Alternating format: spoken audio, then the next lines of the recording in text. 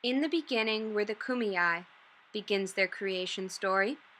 Over thousands of years, the native nation learned to use everything the desert offered, even though their home seemed only inhospitable and dangerous to their Spanish and later U.S. invaders.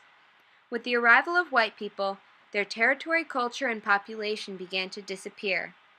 They no longer live in Torrey Pines Reserve, the subject of this story, but they are not gone. About half the Kumeyaay population live on the 2,400 square miles of reservation land in inland San Diego County. Ellen Browning Scripps, the park's most devoted philanthropist, sponsored the building where the visitor center is currently located. My favorite part of the visitor center is the stuffed wildlife. They all died of natural causes in the park. The gray fox eats berries and small rodents.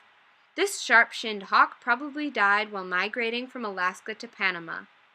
Mountain lions are the most widespread land animal after humans. They purr like house cats instead of roaring. Plants like the desert agave and prickly pear cactus are found all over Southern California and throughout the park. They are mostly unaffected by the drought. They have seen worse, even if the region's humans haven't. The Torrey Pine trees, the reserve's namesake, are being affected by both the drought and a bark beetle infestation.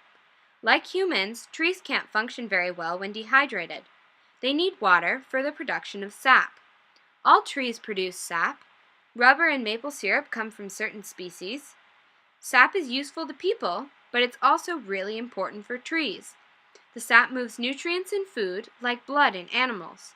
It's also the Torrey Pines' defense against parasitic bugs. Anything trying to burrow under the bark should be trapped by sticky excretions from the phloem, the first layer of wood. The beetles want to eat the part of the trunk that makes new wood, as well as the part that provides the tree with nutrients, so once infested, it cannot survive.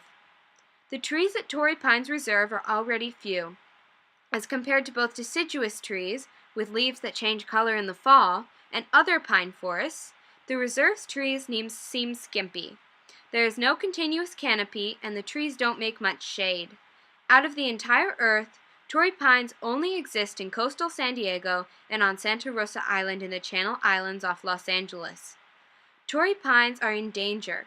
Their range has decreased until they are now the rarest pine in America.